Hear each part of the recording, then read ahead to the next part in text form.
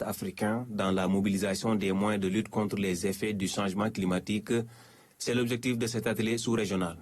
L'atteinte de cette visée nécessite une compréhension des mécanismes de transformation des systèmes agroalimentaires et la capacité de gestion des ressources naturelles. Nous allons discuter pendant 3 jours entre nous, essayer de voir quelles sont les difficultés que nous rencontrons et quels sont les problèmes techniques que nous pouvons identifier pour l'élaboration des différents programmes et projets dans ces fonds verticaux.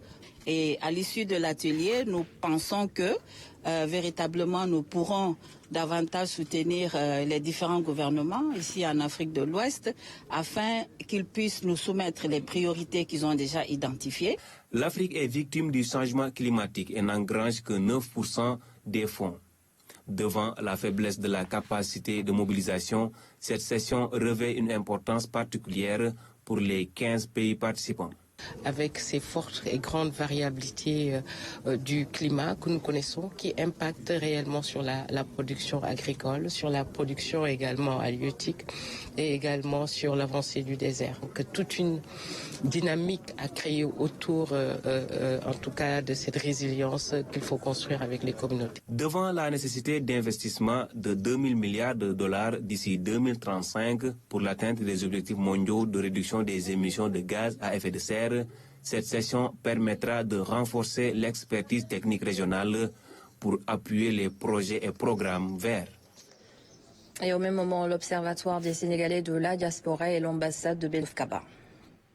Une rencontre tripartite axée sur une commune volonté d'accompagner des initiatives de développement entreprises au Sénégal, une coopération déjà existante orientée cette fois vers les pôles territoires.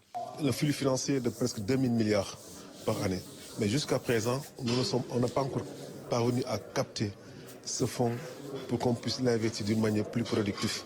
Maintenant, aujourd'hui, nous sommes en train de voir comment mettre en musique ce partenariat économique, les collectivités territoriales et la diaspora pour un développement durable des terroirs.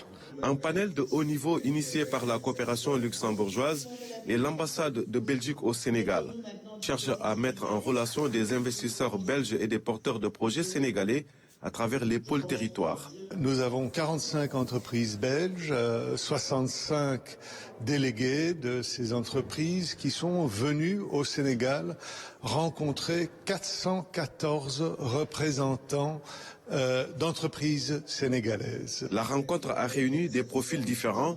Plusieurs secteurs de développement sont concernés. C'est des rencontres en tout cas qui nous permettent de faire le marketing territorial et nous avons un retour très positif. Beaucoup de sociétés, beaucoup d'investisseurs aujourd'hui ont pris contact avec nous et nous sommes en train de discuter pour voir comment concrétiser ces contacts pour que ça puisse aboutir à des partenariats gagnant-gagnant. La rencontre se poursuit à Dakar et en Belgique.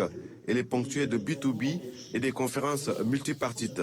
Il est attendu des partenariats solides et fructueux dans le sens du développement économique et social du Sénégal. Et l'on s'intéresse à présent au lancement de la plateforme numérique destinée à la documentation et à l'analyse juridique.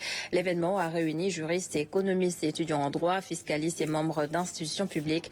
Le compte-rendu de Diary Bassirou Cissé. Conçu pour centraliser les documents juridiques, faciliter la recherche d'informations fiables et offrir des analyses actualisées. La plateforme Juridoc entend moderniser l'accès au droit.